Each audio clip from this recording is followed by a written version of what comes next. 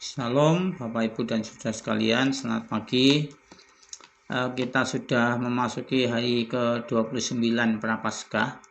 Mari kita akan renungkan firman Tuhan yang diambil dari Injil Matius pasal 27 ayat 22 dan 23. Demikianlah firman Tuhan.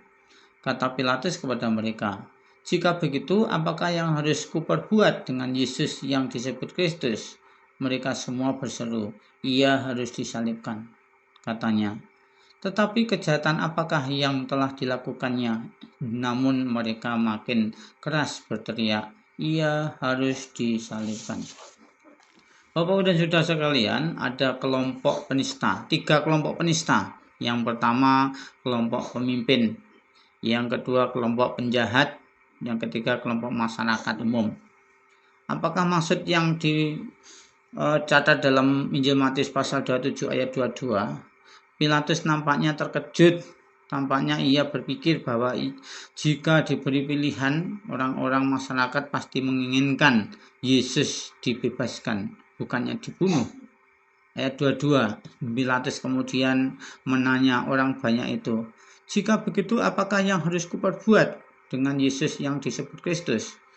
Ia menggunakan istilah Kristus untuk membedakan Yesus dari Yesus Barabas. Itu pasal 27 ayat 17.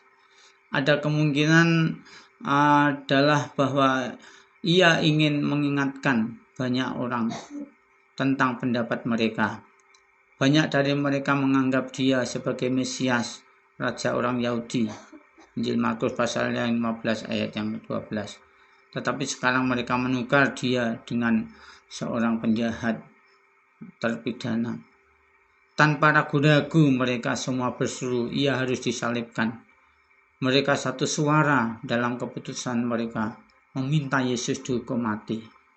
Bentuk kejam hukuman mati yang akan digunakan itu pada umumnya diperuntukkan bagi para penjahat dan budak. Ini adalah kematian yang diperuntukkan bagi orang-orang yang terkutuk. Bapak dan Saudara sekalian, ayat 23 Pilatus menjawab dengan bertanya, "Tetapi kejahatan apakah yang telah dilakukannya?" Pilatus sudah memeriksa Yesus dan menemukan dia bebas dari kejahatan. Itu dicatat dalam Lukas pasal yang ke-23 ayat 4. Orang banyak itu mengabaikan pertanyaan Pilatus. Mereka semakin keras berteriak, "Ia harus disalibkan." Sekali mereka dipengaruhi oleh para pemimpin Yahudi, mereka tidak akan membiarkan wali negeri Romawi itu mengubah pikiran mereka. Pilatus tidak akan berani membebaskan Yesus karena khawatir akan terjadi pemberontakan besar. Pilatus takut kepada Yesus, tetapi dia lebih takut pada orang banyak. Barnabas adalah seorang pemberontak dan penjahat keji. Rakyat lebih memilih pembunuh keji daripada Yesus sang penebus. Pembunuh lebih mereka sukai daripada pemberi hidup. Bapak Ibu dan Saudara sekalian, betapa butanya rakyat. Banyak orang karena berita bohong yang disebarkan para imam. Betapa rusaknya para imam yang dengan bakat yang sangat hebat dan ketekunan yang sangat besar mempengaruhi opini rakyat. Banyak yang diubah, yang mengubah mereka menjadi ganas dan penuh niat pembunuh. Pilatus menjadi begitu terdesak. Dia berusaha sangat giat untuk membebaskan Yesus yang benar. Sedangkan seluruh orang Yahudi berteriak dengan sangat keras untuk membunuh Yesus. Ketika seruan yang didesakkan rakyat banyak sudah semakin memanas dan mulai di luar kendali, maka Pilatus terpaksa menjatuhi hukuman mati kepada Yesus. Bapak Ibu dan Saudara sekalian, mewarnai keberadaan seputar penyaliban dan kematian Yesus ini ada 4 sebagai cermin siapakah kita sebenarnya. Harus hati-hati. Yang pertama, siapakah kita?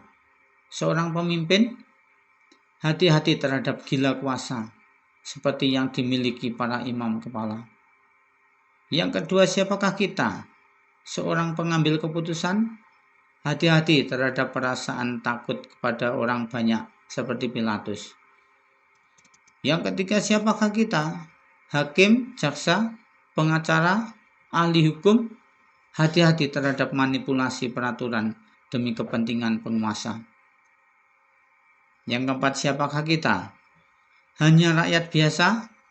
Hati-hati terhadap kebencian yang diprovokasi dengan mudah seperti kemarahan rakyat di Yerusalem.